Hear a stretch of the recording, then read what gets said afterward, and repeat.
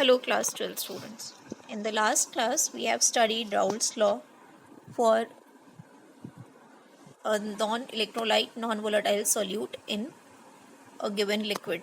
Now today we are going to study the second case of Raoult's law, that is solution of two liquids. Whenever there are two liquids mixed together, the solution is called a liquid solution. So here in the given figure we can see we have taken two different liquids, maybe A and B, which are having their volume V1 and V2, and their resultant volume when they are mixed will definitely increase, that will become V1 plus V2. Now what happens to vapor pressure? Because Raoult's law mainly deals with the vapor pressure of a given liquid. So in that case you see, if first liquid exerts a vapor pressure P naught A when it was pure, and second liquid exerts P naught B, so total pressure exerted by the liquid solution in the liquid surface, that will be sum of pressure exerted by A and pressure exerted by B. Means in the vapors there will be both the components present. But you see, it will not be sum of initial vapor pressures. P naught A is not equal to PA. So how does this define that how much pressure will be exerted by a given component? Actually, this pressure depends upon the mole fraction of a given component in the liquid mixture. Whenever we are taking two liquids, so it's not defined how much volume is being taken. It may vary. So in the resultant solution, whatever be mole fraction of A, that decides how much will be pressure exerted by vapors of A.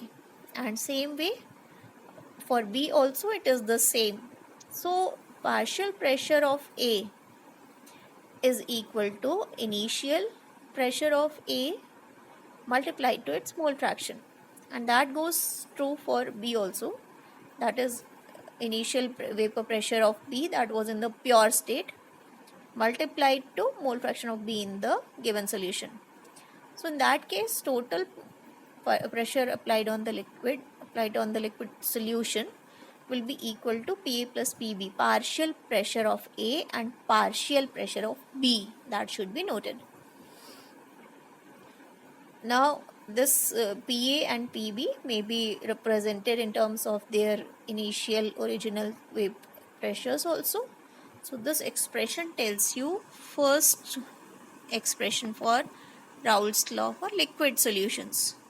PT, that is total pressure of the solution, is equal to P naught A into XA plus P naught B into XB. So here on this basis, ideal solution is one which obeys Raoult's law under all conditions. Now under all conditions means whatever be temperature and pressure conditions, total vapor pressure remains the same as calculated by knowing initial amount. But this may not be the case always. Whenever there are two components mixed, they may not behave ideally always. It may be possible that there is a change in heat enthalpy during mixing of a solution. We may have seen whenever there are two liquids mixed, in ideal case there will be no heat exchange, but there are two other cases which may be possible. In first case, heat may be required, some energy may be required to mix the solution. In other case, energy may be released during mixing. So let us study this, when energy will be required. तो actually energy कब चाहिए होती है, बाहर से हमें कब efforts डालने पड़ते हैं, जब कोई प्रोसेस स्मूथली और ऑटोनोमसली नहीं होता, अपने आप से नहीं हो रहा है. If it is not going spontaneous, it means two components are not willing to mix. They are not willing to mix means there is no strong attraction force between two components. So when A and B are mixed, they are trying to stay away from one another. So when they are trying to stay away from one another, we have to supply some energy to get these components mixed. and in that case attraction force between two components is very weak. Now since attraction force is weak, these components become free to evaporate. Initially when there was whole A, particles were bound together. When it was whole B, particles were bound together. But when A and B have been mixed, तो A के particles separate हो गए, B के particles भी separate हो गए. So in that case, what has happened is both are easily converting into vapors. So resultant vapor pressure is greater than the expected one. And since attraction force is less between two components, total volume also increases up to some extent. So this kind of a process is called as positive deviation from Raoult's law since vapor pressure is increasing. So this was called positive deviation from Raoult's law. और ये कब occur होगा? When two components are not willing to mix together or there is no strong attraction force between two components. Now let us come to the second case. When delta H mixing is negative, negative means heat is being given out, and whenever heat is given out, system is becoming more stable. We have studied this. More the stability, lesser is the energy. So whenever energy is released, system becomes more stable, and in that case attraction force between components must be very strong. So what happens to the resultant volume? It also decreases slightly because components are getting closer, and when they are getting closer they are not willing to get evaporated at the same time. Since none of the components is converting into vapors, it means total vapor pressure will be less than the expected one. So here when delta H mixing is negative, volume also decreases, or we can say delta V is negative.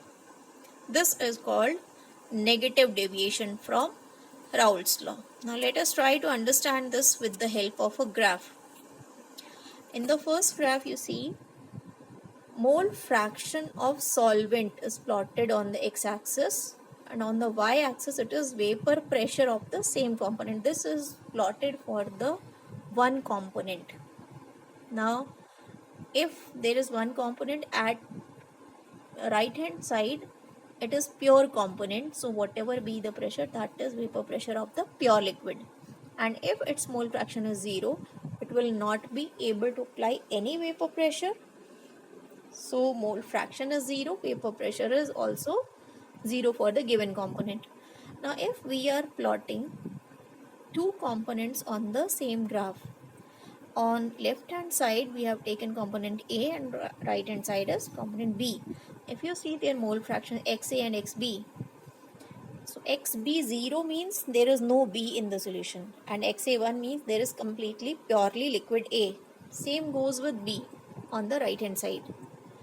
So in between what is possible is this mole fractions will vary if A is being reduced and B is being increased. So on moving left to right, this graph can show you any composition between XA1 and XB1. Now what happens to the vapor pressures? You can see dotted lines are telling variation in vapor pressure in ideal condition. So whenever there is a composition of any two liquids, any composition, the solid line which is telling you PS is equal to PA plus PB, that will be depicting resultant vapor pressure of the liquid mixture or the solution. That will be sum of PA and PB at any instant. So this is the way two components behave when they are mixed, and this is the ideal condition. Now in the next case, the non-ideal condition, when there is variation, you see here graphs are going above the dotted lines. So this is telling you vapor pressures are getting higher. And since vapor pressures are getting higher, means components are not willing to stay together, or there is lesser attraction force, or we can say it is telling you the positive deviation from Raoult's law. So all the conditions we can understand. Heat is required to make the mix. Particles are not attracted, they get evaporated easily, and as a result, they increase the vapor pressure. Now, vapor pressure of each individual component in the solution increases.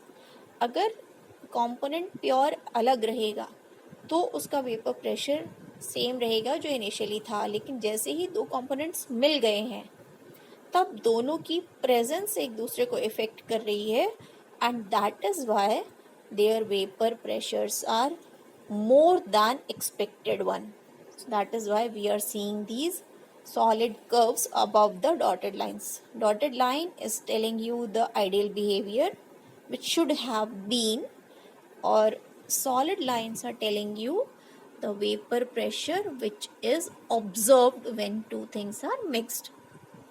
Now here you see there is a maxima on the solution curve. PS equal to PA plus PB जो solid line draw किया गया है उसमें एक maximum point भी है, तो at that point vapour pressure becomes maximum. तो उसके कोरस्पॉन्डिंग जो कॉम्पोजिशन ग्राफ का है, at that composition of A and B vapour pressure becomes maximum. So this is all about positive deviation of Raoult's law. Now same way we can go through the negative deviation. Here what happens is two components are very strongly attracted. As a result they are not willing to get evaporated.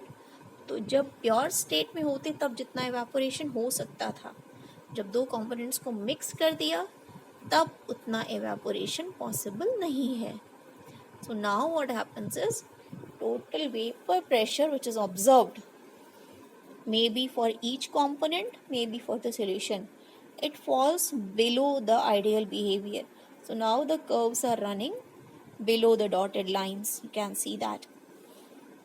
Here you can see a minima in the graph, in the curve, which is telling you the composition at which minimum vapor pressure will be observed.